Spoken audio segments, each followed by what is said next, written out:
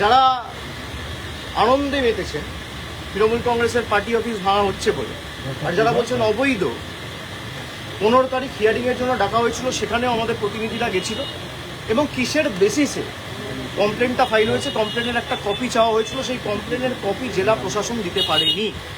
এই গত 15 তারিখের কথা বলছি, আজ থেকে দুদিন আগে, আজকে 18 তারিখে, দুদিনের মধ্যে একদম একতলা দুতলা বুলডোজার দিয়ে প্রায় ভেঙে গুড়িয়ে দেওয়া হয়েছে।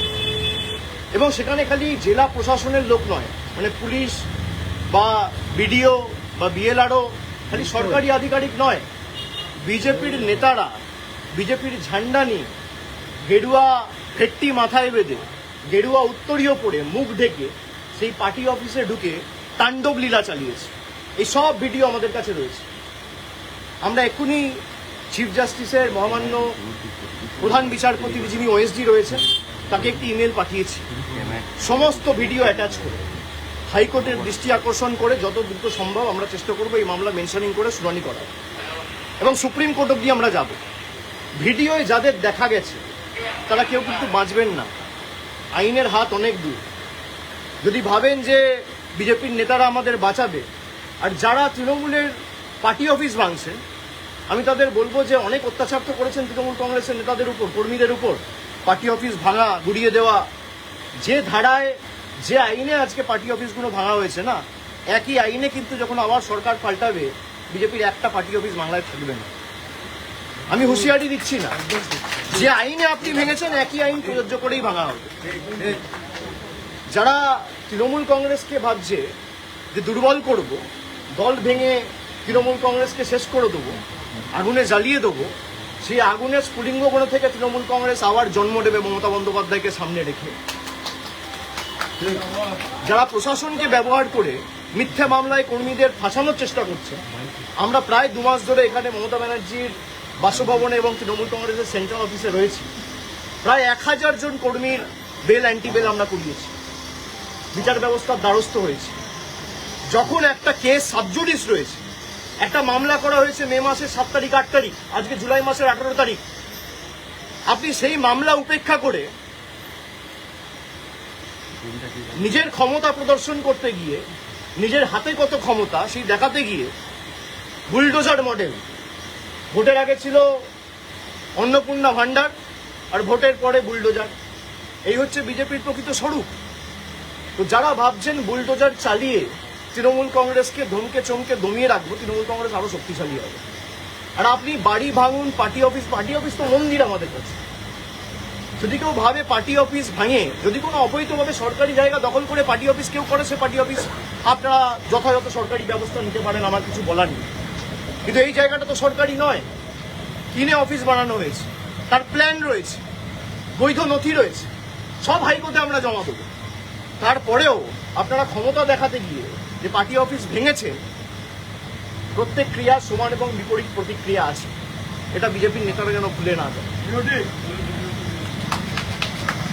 আর ঈশ্বর সৃষ্টিকর্তা সর্বশক্তিমানের আশীর্বাদে যদি বেঁচে থাকি, ওই যে বললাম যে আইনের যে ধারায় আপনারা এই অত্যাচারগুলো করেছেন, একই আইনের একই ধারায় 31-এ ফিরিয়ে দেবো, সুদ সমেত, কথা দিয়ে গেলাম। বিজেপি নেতারা লাড্ডু বিতরণ করছে দোকানে গিয়ে, করুক, তার মানে বিজেপির নেতারাই এর পিছনে রয়েছে, প্রত্যক্ষ বা পরোক্ষ মদত বিজেপির নেতাদের রয়েছে। বিজেপির নেতারা ঘোষণা করে দিচ্ছে এবং তাদেরকে উইটনেস হিসেবে নিয়ে যাওয়া হচ্ছে ভিতরে। আজকে সেই পার্টি অফিসের ভিতরে যদি কিছু প্ল্যান্ট করে দেওয়া হয়, তার দায় কার? যিনি আমার বিরুদ্ধে ক্যান্ডিডেট হয়েছিলেন, 2বার ল্যাজে গোবরে হেরেছে, তাকে উইটনেস হিসেবে বিজেপি নিয়ে গেছে। পার্টি অফিস যখন ভাঙা হচ্ছে, ভিতরে যখন মালপত্র নিয়ে আসা হচ্ছে, বিজেপির গেরুয়াধারী, গেরুয়া পতাকা, গেরুয়া উত্তরীয় পড়া গুন্ডারা মুখ ঢেকে, আপনারা তো দেখিয়েছেন, বেসিন, ফার্নিচার সব ভেঙে দেওয়া হচ্ছে, পৈতৃক সম্পত্তি এদের। আমরা বিচার ব্যবস্থার উপর আস্থা রেখেছি এবং আমরা হাইকোর্টের দৃষ্টি আকর্ষণ করে এই মামলা নিয়ে আগামী দিন হাইকোর্টে যাব, এবং যাদের ভিডিওতে দেখা গেছে হাইকোর্ট সুপ্রিম কোর্ট করে যত দূর যাওয়ার যাব, এদের ব্যবস্থা ঠিক করবো আইন। আপনি যার কথা বলছেন তিনি বলছেন সেখান থেকে নাকি বুথ দখলের ষড়যন্ত্র হতো। বুথ দখলের ষড়যন্ত্র হতো তৃণমূলের পার্টি অফিস থেকে। বিজেপির কোন বুথের এজেন্ট বুঝতে পারেনি, তার তালিকাটা দিতে বলুন না। স্ক্রুটিনির সময় সে তালিকা দিতে পারেনি কেন? 2024-এ যখন নির্বাচন হয়েছে তার 2 দিন পরে স্ক্রুটিনি হয়, স্ক্রুটনিতে অভিযোগগুলো তোলেনি কেন? আর যদি অভিযোগ তোলে, স্ক্রুটনি তো তৃণমূল কংগ্রেস ক্লিয়ার করে না, নির্বাচন কমিশন ক্লিয়ার করে, রিটার্নিং অফিসার তৃণমূল কংগ্রেস, রাজ্য সরকার তৃণমূল সরকার অ্যাপয়েন্ট করে না, জাতীয় নির্বাচন কমিশন অ্যাপয়েন্ট করে। তাহলে তারা করতে পারেনি কেন? জিজ্ঞেস করুন। নাচতে না জানলে উঠোন বেকা। 14 দাঁড়িয়েছিল গোহারা হেরেছে, 24 দাঁড়িয়েছিল গোহারা হেরেছে। প্রতিহিংসার রাজনীতি। গোহারা হেরেছে বলে আজকে প্রতিশোধ নিতে নেমেছে। এর বিচার মানুষ করবে, চিন্তা করার কারণ নেই। আমার মানুষের উপর ভরসা, আস্থা রয়েছে। আর বাকি যদি কোনো প্রশ্ন থাকে কুণাল ঘোষ আছে। 21 जुलाई पहले देख रहा है नीतिन को इकोनॉमिक्स से मॉडर्न में भी ज्वाइनिंग किया हुआ है, आपको को तो ज्वाइनिंग किया है। नहीं, वो सबका अपना अपना मत है, हक है, जिसको जहां जाना है जाए, उसमें दिक्कत क्या है? लेकिन एक ईडी समन आते ही अगर आप चले जाओगे तो ये साफ है कि आप लड़ना नहीं चाहते हो, आप डरते हो, और डरते हो तभी झुकते हो।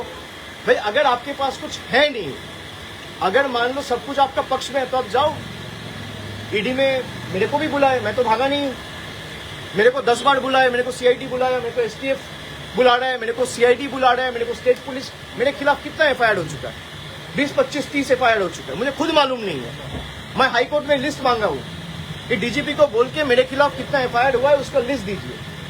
अगर आप लड़ना नहीं चाहते हो, बट अगर आप हार ही मान गए और आपको लगता है कि भाई उनके पास जाएंगे तो ना ईडी टच करेगा, ना सीबीआई टच करेगा, ना पुलिस टच करेगा। हमारे लिए ईडी का प्रोटेक्शन महत्वपूर्ण नहीं है, हमारे लिए जनता का प्रोटेक्शन महत्वपूर्ण है। हम अगर झुकेंगे तो जनता के सामने झुकेंगे, हम अगर झुकेंगे लोकतंत्र में लोगों के सामने झुकेंगे, जनता के सामने झुकेंगे, दिल्ली के दरिंदों के सामने झुकेंगे नहीं। বলছেন 21শে জুলাই চলে এলো, এখন অব্দি তো মঞ্চ বাঁধা হয়নি। 21শে জুলাই চলে এলো, মঞ্চ বাঁধা হয়নি। কর্মীরা সব হবে, আপনারা তো চিন্তার কারণ নেই। 21 জুলাই আসবেন কোয়ার করতে, আপনাদের জন্য প্রেশার আমাদের ব্যবস্থা করা হবে। সে তো ডেফিনেটলি চিন্তা করবেন না। अच्छा दादा रेबल ग्रुप में जो भी एमएलए जा रहे हैं, एमपी जा रहे हैं, आपके ऊपर ही मतलब दोषी ठहरा रहा है आपको कि आपकी वजह से हमने रेबल ग्रुप ज्वाइन बीजेपी किया। का स्क्रिप्ट है ना, वही बोलोगे तभी तो पुलिस से बचे रहोगे। अगर आप अभिषेक बनर्जी को 4 गाली नहीं दोगे तो पुलिस आपको नहीं छोड़ेगा। अगर आप गाली दोगे तभी आप बचे रहोगे। जो 4 तारीख के बाद जा रहे हैं, 4 तारीख के पहले चला जाता, मैं तो पहले भी था। भाई 24 में पार्टी जीत के आया, 29 आसन पार्टी जीता, तो अगर हार का जिम्मेदारी अभिषेक बनर्जी का है, 24 में जीत का जिम्मेदारी भी अभिषेक बनर्जी का है, मानोगे? और अगर किसी को मेरे से दिक्कत है, मैं तो चुनौती देता हूं। भाई 60 एमएलए गए हैं, कुछ लोग गए, 20 एमपी गए, मैं आपको चुनौती देता हूं, आप लौट के आओ ममता बनर्जी के पास, 24 घंटे के अंदर मैं अपना इस्तीफा दे दूंगा। ओपन चैलेंज दे रहा हूं, आप लौट के आओ, 24 घंटे के अंदर मैं अपना इस्तीफा दे देता हूं।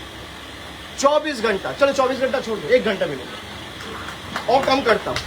आप आओ, आप यही कह रहे हो ना अभिषेक बनर्जी छोड़ देगा? आप यही कह रहे हो अभिषेक बनर्जी छोड़ देगा, हम सब आ जाएंगे। आप आ जाओ, 3 बजे आ जाओ, मैं 4 बजे छोड़ देता हूँ। তাহলে তো কমন টার্গেট আপনার নাম।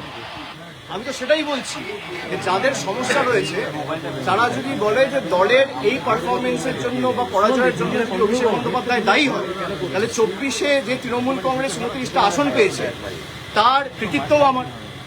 যদি ডিসক্রেডিট আমার হয়, হারে, তাহলে জেতার সময় ক্রেডিটও আমার। আর যাদের আমাকে নিয়ে সমস্যা তাদেরকে অনুরোধ করব যে মানুষ বোকা নয়। আজকে 18 তারিখ, আপনি 19 তারিখ আসুন, 20 তারিখ আসুন, 21 তারিখ আসুন, যবে আসার আসুন, আজকে চলে আসুন। আপনারা ফিরে আসুন, আমি 1 ঘন্টার মধ্যে ইস্তফা দিয়ে দিচ্ছি। কেউ আসবে না।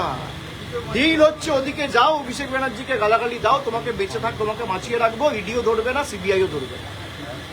যাদের বিরুদ্ধে ভুড়ি ভুড়ি অভিযোগ তারা এখন হয় পুলিশের কাছে ধৃত, না হলে বালিশ চাটা ঋতব্রত। এই দুটো ছাড়া আর উপায় নেই। ভয়েস ক্যাম্পেইন, ভয়েস ক্যাম্পেইনটা লাস্ট কোশ্চেন, ঠিক আছে।